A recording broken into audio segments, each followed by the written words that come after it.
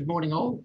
Lovely to have you all along. I know it's very busy times and very a busy part of the year for many players, and we are glad you can dial in for the opening and those who will dial in later.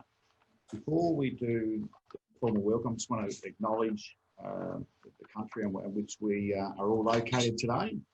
So we wish to acknowledge the traditional custodians of the lands in which we meet and gather today. And we want to pay our respect to elders past, present and emerging. Today, it's the second key event for the Food and Fibre Plus project. Getting the specifics right, we had a very successful kick-off event, as you all know. There's a continuation of interviews of reference groups and other collaborators. We've had lots of visits around all the regions. And we very much appreciate the input that everyone's had since the 6th of October and beforehand. So it's building up to the big event at the end of January. I just want to hand you over now to the CEO for CHDC, or Central Highlands Development Corporation, Arjan Bloemer, just to make some opening remarks. Thanks, Arj. Yeah, thanks, Matt. And thanks for opening. Look, I think it's great to see the momentum of the initiative building up.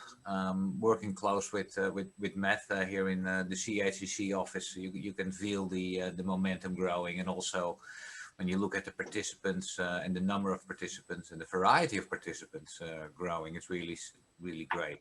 And that's also fantastic as it leads into the final workshop on the 27th and 28th of January, where we're going to build on that momentum, and then in that workshop where we will agree on the actual action plan. I also like to recognize the commitment of the producers, the operators, small businesses across Central Queensland who are participating in this initiative and contributing. And I also like to recognize the local governments and contributors, as well as the various state government agencies. It's really good to see that they're committed to this project too. Matt and other team members have been having meetings with them in the last weeks and months.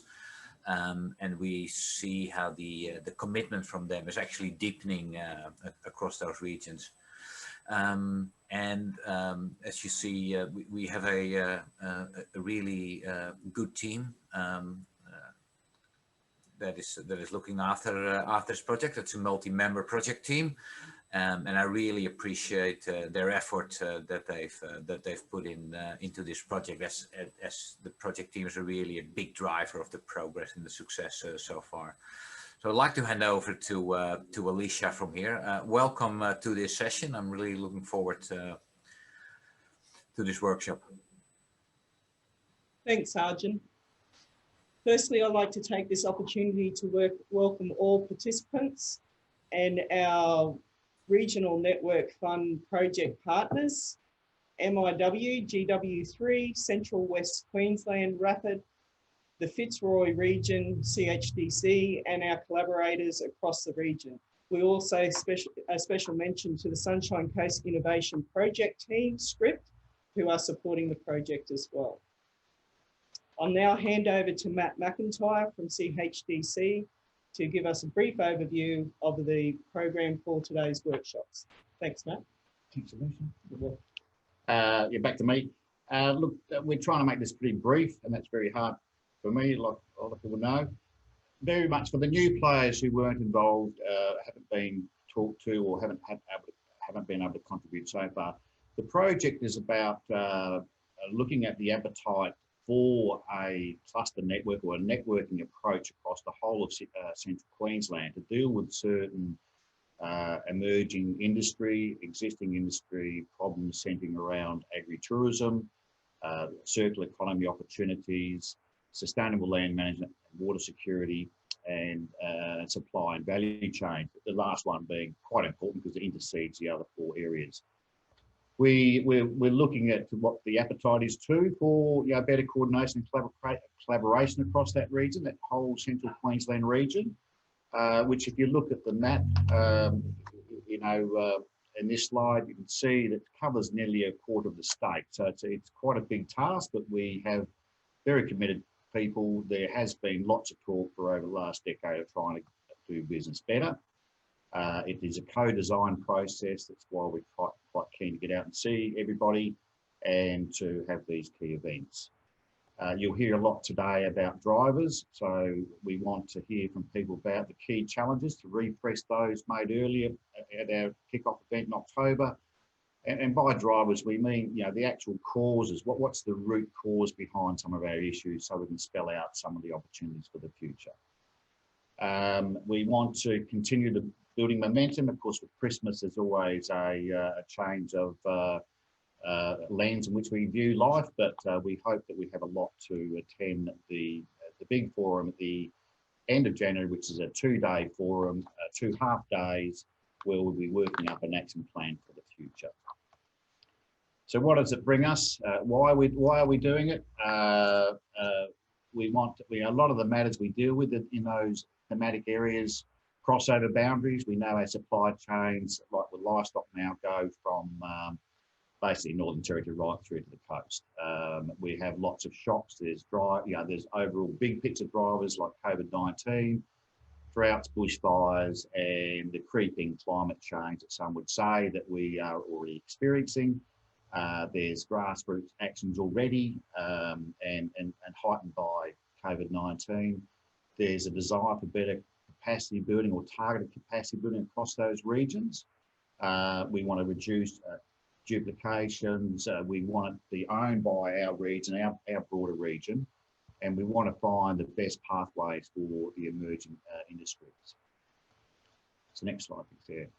So look, what we want to, just highlighting those 4 thematics I mentioned beforehand.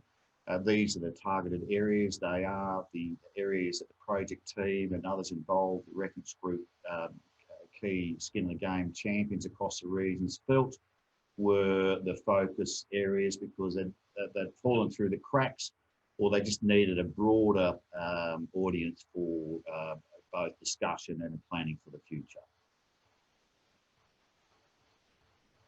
This next one, thanks. Yeah. Look, we are part of that. You've seen the snail trail diagram beforehand. There is a lot of work before phase 1. There is the engagement we're still involved in.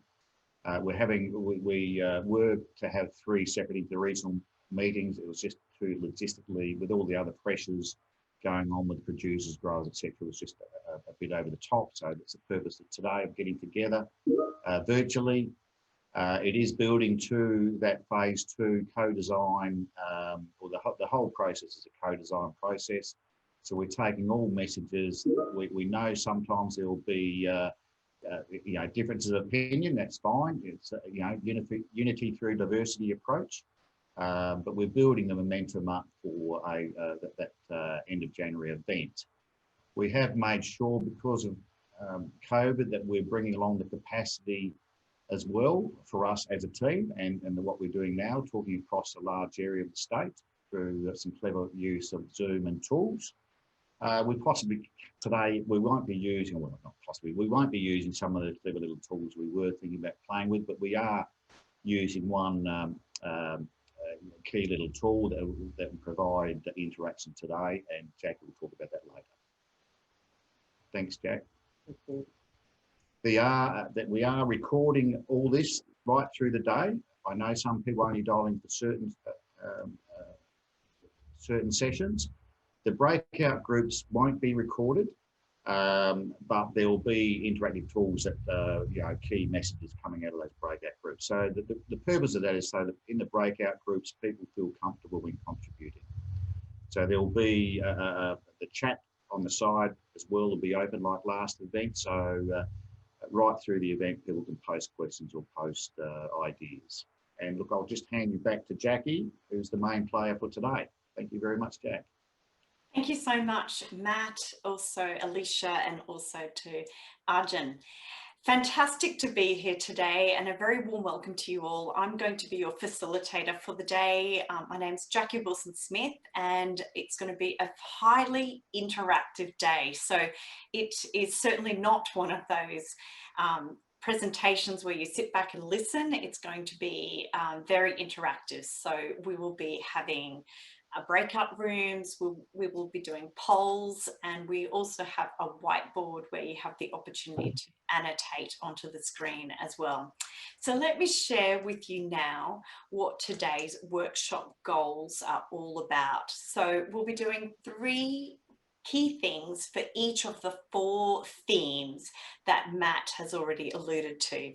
So for each of the themes, we're going to be doing specifically, we're going to be confirming what the key challenges are. So as part of this, we want to be looking into what are the key driving forces. So what are the positives as well as the negatives that are driving the key issues? And the reason why we're focusing in on the key issues, it's because they're the topics that are going to be binding us and gluing us between each of the regions, so that we can really start to find collaborative opportunities, which is the 3rd piece. So we want to be exploring where are the opportunities across each of the regions where we can work together better to avoid duplication and have better outcomes and be more efficient in how we work into the future.